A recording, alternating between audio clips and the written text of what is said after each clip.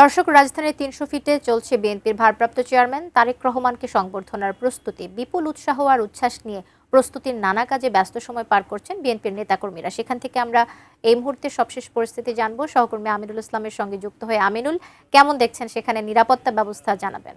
বিএনপির পক্ষ থেকে বলা হয়েছে যেন ঢাকা শহরে যানজটের মাত্রা না বাড়ে, সে কারণে তারা এই জায়গাটিকে বেছে নিয়েছেন।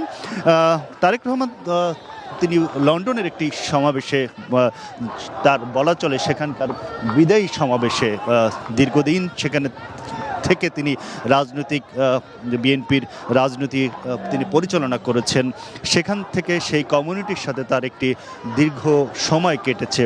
তাদের সাথে তিনি একটি শেষ সৌজন্য সাক্ষাৎ বিদায়ী আয়োজন সেখানে হয়েছিল। সেখানে তিনি বলেছিলেন যেন এয়ারপোর্টে নেতাকর্মীরা উপস্থিত না হন, সেই অনুরোধটি তিনি করেছিলেন। তার প্রেক্ষিতে বিএনপির পক্ষ থেকে তারা এই ৩০০ ফিটের এই জায়গাটিতে তার একটি মঞ্চ নির্ধারণ করেছেন, যেখানে তিনি বক্তব্য রাখবেন তার নেতাকর্মীদের উদ্দেশ্যে, যারা তাকে এই বরণ করার জন্য প্রস্তুত হয়ে আছে এবং তাকে বরণ করতে আসবেন। আমরা যতদূর জানতে পেরেছি, এখানে আসলে কোনো বড় সমাবেশ অর্থাৎ এখানে কোনো আয়োজনটি ছোট আকারে হবে।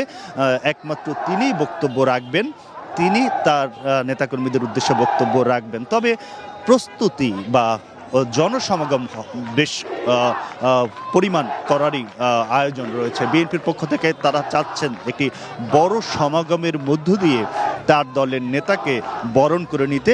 তার এই প্রত্যাবর্তনকে তারা ঐতিহাসিক হিসেবে উল্লেখ করেছেন এবং তারা সেই দিনটিকে সেইভাবেই তারা ইতিহাসে তারা জায়গা দিতে চান বাংলাদেশের রাজনীতিতে। তারা সেই সমাগমটি আসলে করতে চাচ্ছেন। সেই হিসেবে আমরা দেখতে পাচ্ছি যে বাংলাদেশের বিভিন্ন প্রান্ত থেকে, বিভিন্ন জেলা শহর থেকে নেতাকর্মীরা ইতিমধ্যেই অনেকে ঢাকা শহরে এসেছেন এবং এখনও পথে অনেকে রওনা করেছেন আগামীকালকে সেই আয়োজনে, অর্থাৎ তাদের নেতাকে বরণ করার জন্য।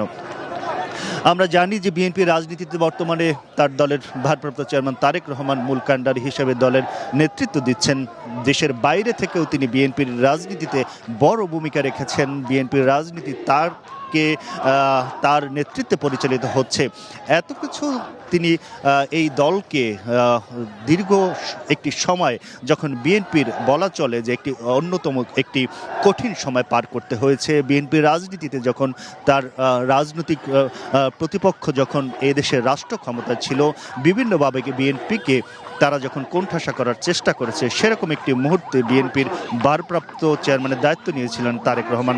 সেই সময় তিনি বিএনপিকে দূরদেশ থেকেই নেতৃত্ব দিতে হয়েছে। দলের নেতাকর্মীদের সাথে তিনি সংযোগ রাখতে হয়েছে, বিভিন্ন ভার্চুয়াল মাধ্যমে তিনি বক্তব্য রেখেছেন। তিনি সেই মাধ্যমগুলো ব্যবহার করে নেতাকর্মীদের সাথে সম্পৃক্ত থেকেছেন।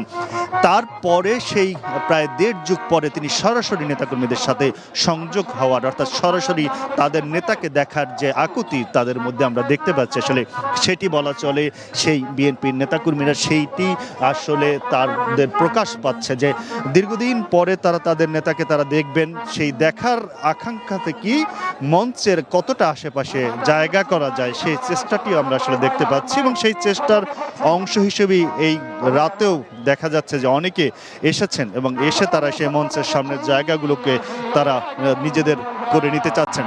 তবে আমরা ইতিমধ্যেই জানি যে জনাব তারেক রহমানের তার নিরাপত্তার ব্যাপারটি বেশ জোরদার করা হয়েছে।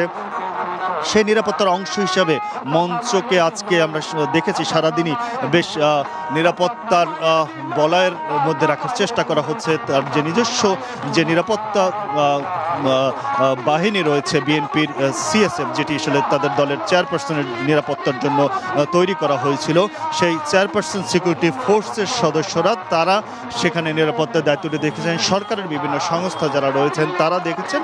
তারা সেজন্য মঞ্চের ঠিক আশেপাশের জায়গাটি নিরাপত্তাজনিত কারণে সেখানে নেতাকর্মীদের আপাতত সেখানে জায়গা ঠিক মঞ্চের সামনের জায়গাটি ফাঁকা রাখার চেষ্টা করছেন। তবে বিকেলে আমরা দেখেছি সেখানেও নেতাকর্মীরা গিয়েছিলেন, পরে তা আবার সেই জায়গাটি ফাঁকা করা হয়েছে।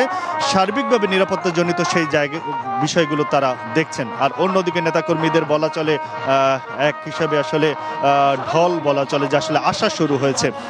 বিএনপির পক্ষ থেকে বিএনপির বিভিন্ন পর্যায়ের নেতারা বলেছেন, তাদের কর্মীদের সঙ্গে আলোচনা করে আমরা এটা দেখেছি যে জাস্ট ঢাকামুখী একটি স্রোত তারা 25শে ডিসেম্বর করার পরিকল্পনা তাদের আগেই রয়েছিল।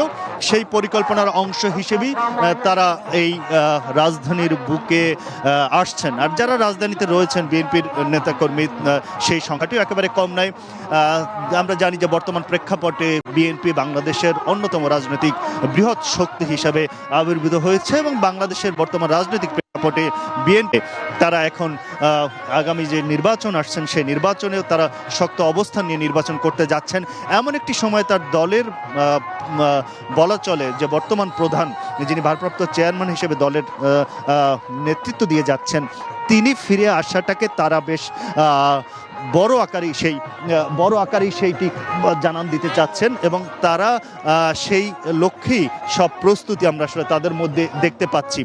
এবং ইতিমধ্যেই যারা এখানে উপস্থিত হয়েছেন তাদের সময় কাটানোর জন্য তারা বেশ কিছু আয়োজন এখানে করছেন, স্লোগান দিচ্ছেন। তারা বিভিন্ন আয়োজনের মধ্য দিয়ে এই রাতটি পার করবেন, সেরকম আমরা দেখতে পাচ্ছি। আর বাকি যারা পথে রয়েছেন তারা বিভিন্ন যানবাহন, আমরা যেটা দেখেছি যে দক্ষিণাঞ্চল থেকে আমরা শুনছি সেখান থেকে লঞ্চে করে দক্ষিণাঞ্চলের নেতাকর্মীরা আসছেন, আর সড়ক পথের যে সকল জেলাগুলো রয়েছে সেখান থেকে সড়ক পথে আসছেন এবং এই সড়কটি এখনও সচল রয়েছে। বিএনপির পক্ষ থেকে সড়কটি সচল রাখার জন্য দুধারে তাদের যারা স্বেচ্ছাসেবক রয়েছেন তারা সেই কাজটি করছেন। তবে আগামীকালকে এই সড়ক দিয়ে আসলে খুব বেশি এখান থেকে গাড়ি চলাচল করা সম্ভব হবে না এবং তার এই পুরো রোডটি বন্ধ থাকবে। বিএনপি এই জায়গাটি বেছে নেওয়ার কারণ হিসেবে তারা বলেছে যে ঢাকার পাশে একটি নির্দিষ্ট জায়গাতে যেন তারা শহরের ভিতরে চাপ না পড়ে, কিন্তু সেটি বলা হলেও আসলে এখন যে ধারণা করা হচ্ছে এবং দলের নেতাকর্মীদের যে ঢল ঢাকামুখী, তাতে বলা চলে যে সেটা ঢাকার একটি বড় অংশই এই বিএনপির নেতাকর্মীদের কালকে আগমনে তাদের দখলেই থাকবে। সেটি আসলে সেই লক্ষণটি আসলে দেখা যাচ্ছে। তো সব মিলে কত লোক তাদের দলের ভারপ্রাপ্ত চেয়ারম্যানকে বরণ করতে এই রাজধানীতে আসে সেটি আসলে আগামীকালকে বলা যাবে। তবে বিএনপির পক্ষ থেকে তারা কেউ কেউ বলছেন তারা অর্ধ কোটি মানুষের সমাগম চান, কারো মতে 20 থেকে 30 লক্ষ লোক ঢাকাতে জড়ো হবেন। তবে সংখ্যাটি কেমন হবে সেটি আসলে কালকে বলা যাবে। তবে তারা সেটিকেও এই দলের ভারপ্রাপ্ত চেয়ারম্যান তিনি না চাইলেও তারা আসলে বেশ বড় আকারের তাকে বরণ করতে চাচ্ছে। বিএনপি রাজনীতির বরপুত্র তারেক রহমানকে তারা বরণ করে নিতে চাচ্ছে, বাংলাদেশের রাজনৈতিক ইতিহাসে একটি জায়গা করে দিয়েই সেই বরণকে তারা করতে চাচ্ছেন। সেটি আসলে তাদের নেতাদের কথায় আমরা সেটি দেখেছি। তিনি এবার আসলেও কিন্তু তার একটি বেশ একটি আবেগের জায়গা, তার মায়ের অসুস্থতা রয়েছে। সেই তার মা দলের বর্তমান চেয়ারম্যান খালেদা জিয়া, তিনি এখন হাসপাতালে ভর্তি রয়েছেন। এবারকার হাসপাতালে ভর্তি থাকার কারণে তিনি এই জনসমাগম যেন হাসপাতাল পর্যন্ত না যায়, সেই কারণেই তিনি আগেই এই সমাবেশে এসে অংশ নেবেন। এখানে তিনি বক্তব্য রেখে তিনি এবারকার হাসপাতালে যাবেন। তারপরে এবারকার হাসপাতালে তিনি বেশ কিছুক্ষণ সেখানে থাকবেন এবং তারপরে তিনি তার জন্য যে ভাষা নির্ধারণ করা হয়েছে গুলশানে, সেখানে তিনি যাবেন। এবং তার এই আগমনের মধ্য দিয়ে বাংলাদেশে বিএনপির রাজনীতিতে তার সরাসরি, অর্থাৎ বাংলাদেশের মাটিতে বিএনপির রাজনীতিতে তার সরাসরি তিনি এই বিএনপির হাল ধরছেন সেটি বলাই চলে। সামনে যে নির্বাচন আসছেন সেই নির্বাচনেও তিনি তাকে সামনে রেখেই সেই নির্বাচনী নেতৃত্ব তিনি দিতে যাচ্ছেন সেটিও বলা চলে। এবং এই কারণেই বলা যায় যে বিএনপির রাজনীতিতে আগামীকালকে তারেক রহমানের সরাসরি বাংলাদেশের মাটিতে একটি রাজনৈতিক যে সামনের যে সময়টি সেটি আসলে আগামীকালকে থেকে শুরু হলো এবং তার পরের দিনই তিনি দলের প্রতিষ্ঠাতা শহীদ প্রেসিডেন্ট জিয়াউর রহমানের মাজার তিনি জিয়ারত করতে যাবেন। সেই মাজার জিয়ারতের মধ্য দিয়ে তিনি তার পরবর্তী রাজনৈতিক কার্যক্রমগুলো শুরু করবেন। তবে বেগম খালেদা জিয়া হাসপাতালে রয়েছেন, তাকে তিনি দেখে তার বাসাতে যাবেন। এর পরবর্তী দিন থেকে রাজনৈতিক কার্যক্রমগুলো যে শুরু করবেন, কিন্তু সেই রাজনৈতিক কার্যক্রমে বিএনপির নেতাকর্মীদের সাথে তার সম্পৃক্ততার জায়গাগুলো কীরকম হবে সেটি আসলে দল নির্ধারণ করবেন। ইতিমধ্যেই দলের পক্ষ থেকে বলা হয়েছে যে তার নিরাপত্তা সহ সকল বিষয়গুলো ব্যাপারেও তারা কনসার্ন এবং সেই বিষয়গুলো তারা লক্ষ্য রাখছেন। তো বিএনপি নেতাকর্মীরা সে ব্যাপারে তারাও সেই দিকটি দেখতে চান যেন তাদের দলের প্রধানকে তারা সেই তার একই সঙ্গে তারা রাজনীতির মাঠে যেমনটি চান তেমনি তার সব বিষয়গুলোকেও তারা আসলে সেরকম গুরুত্ব দিয়ে দেখতে চাচ্ছেন। এখন বিএনপির সামনের যে নির্বাচন সেই নির্বাচনে বিএনপির মাঠে একটি জোয়ার তৈরি হলো সেটিও এক হিসাবে বলা চলে, কারণ প্রায় 1.5 যুগ পরে তাদের দলের প্রধান ফিরে আসাতে নেতাকর্মীদের মধ্যে বেশ চাঞ্চল্য ভাবটি সেটি আসলে আমরা দেখতে পাচ্ছি।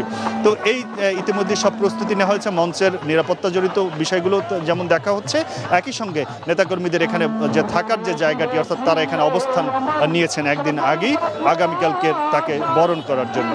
তো এই ছিল দীর্ঘদিন পর বিএনপির ভারপ্রাপ্ত চেয়ারম্যান তারেক রহমানের ফিরে আসার যে আয়োজন তার খবর।